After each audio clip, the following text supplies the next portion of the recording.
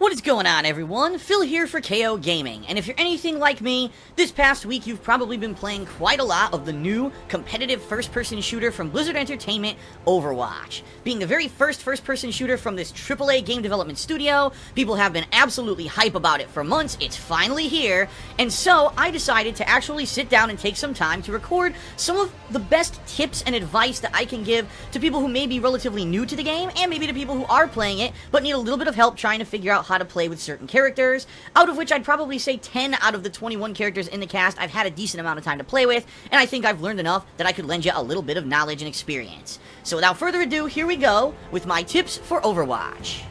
First off, the biggest, most major piece of advice that I can give to anyone jumping into Overwatch from the get-go is to understand this is not Call of Duty or Halo. This is not, at its core, a run-and-gun first-person shooter where you're going to be running off and doing things solo and going all Rambo and gung-ho. This game is about teamwork. It's about synergy. In fact, on the character selection screen, when you're selecting your character, it'll actually give you little pop-up notices stating if your team currently needs more damage to be dealt or if it needs a more assault or healer, so that way you know how to actually balance your team as you're going into an online match.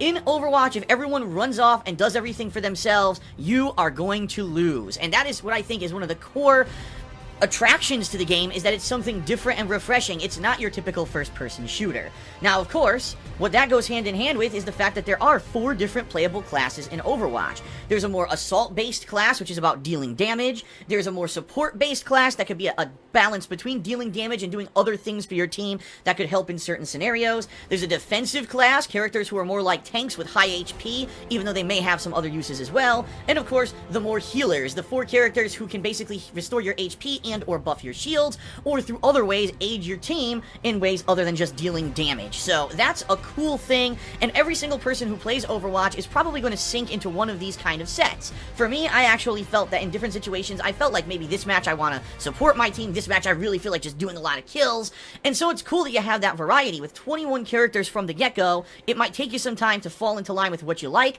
but over time I think you're probably going to find someone that you do. Since Overwatch is primarily about teamwork, you have to find a way to communicate with your team. Now, obviously, voice chat would be the easiest way to do that. Unfortunately, as we all know, there are some obnoxious people out there who love to play music and stuff in the background that's just incredibly disturbing when you're trying to play a match. So, thankfully, Blizzard put in radial commands which allow you to ask for common things such as healing or for people to follow you so that you know exactly what's going on in a match if there's no voice chat going on. Don't be afraid to use these commands in a situation where you think that something is needed. For example, if you are one of these tank-like characters and you're about to go in and try to distract the enemy, don't be afraid to call for healing so someone can heal you, and you can basically tank against everyone while other people go on to a different objective. It all goes hand in hand, and it works out pretty well. In addition, don't be afraid to support your fellow players, and what I mean by that is a lot of these first-person shooters, again, have been about just running off and getting kill streaks and having the best kill-death ratio. That is not what Overwatch is about. There's entire classes based around just simply getting your team from point A to point B, or healing your team, or buffing your team. Much like another strategy-based game that Blizzard has made, Warcraft, you're going to have to try to make your teammates as viable as possible in certain situations. So, I understand that many people are just used to the, oh, I gotta go gung-ho, run-and-gun, kill-death ratio kind of mindset, because that's what a lot of other games have done. Don't be afraid to delve into other classes and try other styles of gameplay, because overall it's refreshing, and you're probably gonna like it. Let's get a little bit more specific and start talking about the individual classes. First, with the Assault class. If you've played other run-and-gun shooters a la Call of Duty, and you want something a little bit more familiar to you before you might jump into the more varied characters of Overwatch, Soldier 76 is going to be your best bet. He really is kind of like a classic-style military character, having an assault rifle that's good at even close and far range. He also has a little cluster missile, which you can fire from time to time to deal a big chunk of damage, and his ability to run at double speed of most other characters is great. He's very maneuverable, and also has decent damage from any range. By far, his best ability is his ultimate, by which he can automatically lock on to anything in his field of vision and just fire away. You don't even have to be pointing at the characters, you will be hitting them no matter what, and this is great. It basically turns Soldier 76 into a one-man army that can take out multiple people at once. So again, an easy character to jump in and learn from the get-go. If you used to play Quake back in the day, then I think Pharah is going to be a character that's right up your alley. If you're not aware, the gameplay of Pharah seems to be based around the rocket jumping mechanics of games such as Quake 3 Arena and Unreal Tournament. Because she has a jetpack, at any time she can do this super jump that propels her into the air, kind of similar to how rocket jumps used to in previous arena-style shooters. Now she can hail rockets down from the sky for area of effect damage and actually affect groups of enemies at a time, which is really neat. In addition, she has an ability to knock enemies back, which is great if they're hoarding over an objective, or if they're near a ledge, you can blow them off for an instant kill, which is kinda neat. And then, of course, her ultimate, where she rains down missiles in a rapid pace. I strongly recommend every time you use Pharah's ultimate that you use her jetpack ability first, so that way you are hovering around a group of people and you can actually auto-target all around a certain area and move around your targeting, rather than just shooting straight ahead, which is going to make you a lot more limited if you activate it on the ground. I really like Pharah as a character. I'm not great at maneuvering her around yet, but I definitely see the potential. Out of all the Assault classes, I actually like Tracer the best. Now, she's the character you've seen all over the promotional artwork and the advertisements for Overwatch, and she really is refreshing because she's a totally new style of first-person shooter character based around maneuverability. She has 3 teleports stored at a time where she can jump around the screen to confuse enemies, and she actually can get right through roadblocks and other hindrances that would hold back a lot of other characters, including turrets and shields. So, one really great strategy with Tracer is to rush ahead of your team, and when the enemy is building their defenses, teleport through them to get behind them and then attack them. Now, her other ability is Rewind, which is incredibly unique. It allows her to rewind about 10 seconds of gameplay from where she presses the button to start, and not only does she move backwards in time completely invincible, but she also heals if she had more health but in that 10 seconds in the past. So, for example, if you're rushing into the enemy, you teleport behind them, and you start to attack them, then they realize it and they turn and start to shoot you, hit Rewind, and you will get all your health back and start out where you were from. So, it's really cool. Her ultimate is a Sticky Bomb. Admittedly, I'm bad with it. My aim is terrible, but I get what you're supposed to do. Teleport in, toss the Sticky Bomb, then hit that Rewind to get the hell out of there, because when it blows up, it's going to do area of effect damage to a lot of enemies, and you don't want to be caught in that blast radius. I love Tracer. I want to play a hell of a lot more with her because she's so unique, and I just love it. Now on to the support classes, and let's start with Bastion. Yeah, the mech that basically has been the bane of a lot of people's existence in Overwatch here in the early days, simply because not only does he have an assault rifle, not only does he have the ability to heal himself at any time, but he can turn into a turret that deals ridiculous amounts of damage. Now, he's really useful for certain kinds of matchups. For example, I found that in a payload matchup, when that payload is moving across the screen, if you could transform into the turret on top of the payload, and if your teammates actually support you with shields and healing, it could become almost unstoppable, leading to insanely high kill streaks. But I really think that Bastion's downfall are the more maneuverable characters like Tracer, who would be able to teleport behind him, and or someone like Mei, who could freeze him in place and stop that turret action. So Bastion is really easy to use, deals tons of damage, and at first you're probably going to do a lot of successful killing with him until people find ways around him, but he's a pretty cool character. Now, I tried to play with Hanzo a bit, the archer character. However, I'm just not good enough with the aim so far on console in order to get those one-hit headshots that everyone seems to be getting. But the one tip I want to give for everyone is his ultimate. It's so incredibly good. It's a giant cluster of dragons that travels across the entire map and does ridiculous amounts of damage, even passing through walls. I've seen this ultimate completely turn matches around, so whenever you hear the roar and you see the dragons, if it's from the opposing team, get the hell out of the way. Now, one support character that's pretty unique is Mei. She relies solely on her capability to use ice to freeze opponents with her primary fire. Now, the problem that I have with Mei is that it doesn't really deal a lot of damage, and in order to kill an opponent, what you really need to do is freeze them with the primary fire, then change immediately to your alternate fire, which is a more focused icicle, almost like a sniping shot, and aim for the head. If you manage to freeze your opponent and then get a frozen headshot with the icicle, you could probably kill them. But the problem is, it only does a certain amount of damage, and there's a certain group of characters, in particular the defensive characters, they have too much health for this to kill them. So in that role, what Mei really needs to do instead is just focus on freezing those characters and disrupting whatever they were trying to do in the match, so that way the team gets a little bit disorganized. And I really feel that Mei, at her core, is meant to be more of a disruptive force than a destructive one. Her ultimate is really awesome. It's a huge area of effect freeze that comes out of a drone that she throws, and I've seen this actually turn matches completely around, because you can have an enemy team on an objective, you toss this out, it completely freezes them all in place, and now your team can overtake them and completely flip the match on its head. So I like the character, I just wish that she could deal a little bit more damage so she'd be more viable against certain characters and matchups.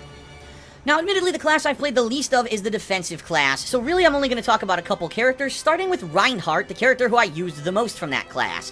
He's completely unique from everyone else because he's primarily focused on melee combat and doesn't even have a gun.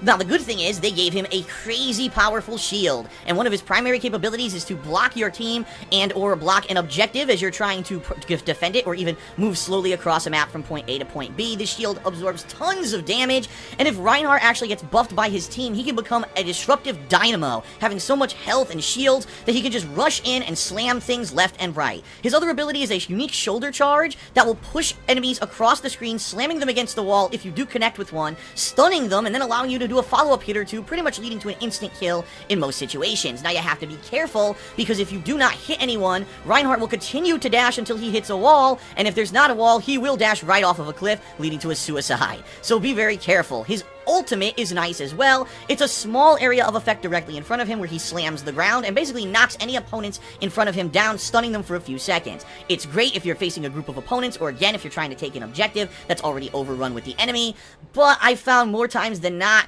it doesn't really lead to you being able to kill many people, because especially if you've got multiple people in front of you, it doesn't deal a lot of damage. So be careful. It's really more about disruption than anything else, and it doesn't really lead to too many kills in my experience. Now on to the support class, the class that's not about getting kills, but more about making sure that your team is alive and healthy at all times. The two characters that I've been playing the most with are Lucio and Symmetra, and they're completely different. Lucio has the ability, at any time, to buff his entire team as long as he's within a certain range. You can tell when you're in range because you'll actually see the silhouettes of your teammates through the walls, and they'll have certain colors on them. Now, he can either give them a speed boost, which allows them to all move a little bit faster and fire a little faster, or he can give them a healing boost, which is awesome. It's basically auto-regeneration of your health, and this is his primary use. Stay near your teammates, try to stay alive, try to keep them alive by healing them, and attacking anyone who may be attacking them. So if you're actually playing the game and you notice your opposing team has a Lucio on it, you may want to make him a primary target because he's the one who's healing and buffing everyone at all times. I really like the character, especially because he also has the ability to knock people back with an area of effect push that could push people off of ledges. His ultimate further buffs the entire team by giving them all a huge shield boost. So not only can he give you health and make you move faster, then he can give you a giant amount of shields at any time when that ultimate is charged, which makes you basically all tanks. He's a really awesome character, and in my opinion, he actually is the best support in the game. The other support character I've been playing a lot with is Symmetra. Now, let me tell you, a lot of people have come to me and said, Phil, we don't understand how to play Symmetra, and we've seen you try to play with her.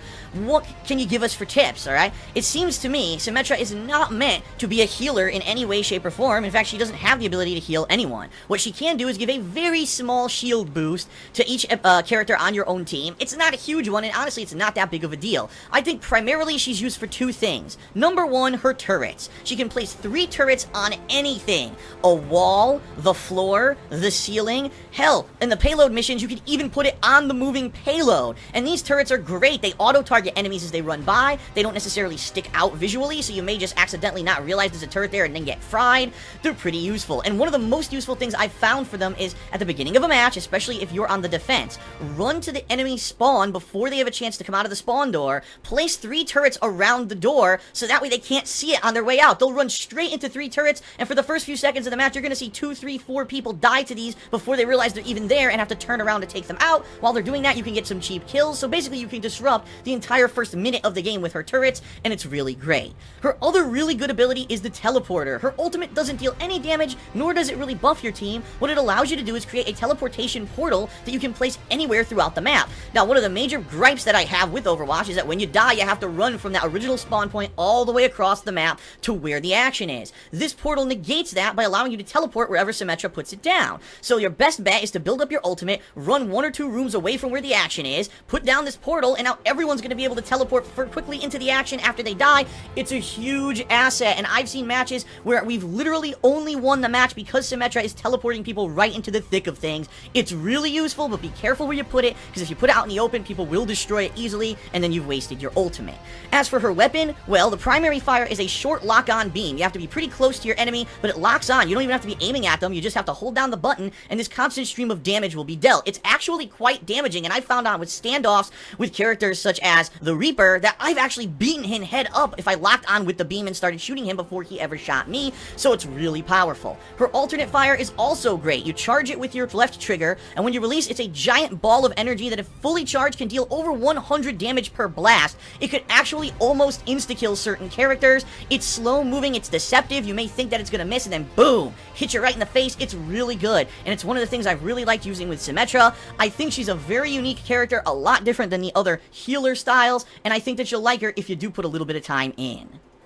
Well, that's about all that I've gotten for you right now. I've only played the game for a few sessions during the beta that happened early in May, and I've played it about 3 or 4 sessions this launch week. I do plan on playing more Overwatch in the future, especially when the new characters are released, and I will be also kind of giving my take on the new characters and DLC maps and such in the future. I hope that this video is enough to at least help you out, again, whether you're a beginner or someone who's jumping into Overwatch and trying to absorb as much as you can. And let me know in the comments if you found this video useful. If you did, I may make more tutorial and tip style videos like this in the future. Thanks a lot for watching, everyone. I hope that you enjoyed this video, and if you did, please consider giving it a like here on YouTube. Also, be sure to check the video description, where I have several links, the first of which will actually lead you straight to my playlist of gameplay from launch week, so you can watch all of my raw matchups and see all the stuff that happened to me firsthand if you'd like. In addition, please check out the Amazon Associate link, as well as my Patreon link, which is patreon.com/DarksidePhil. Thanks a lot for watching, and I'll see you later with more on KO Gaming.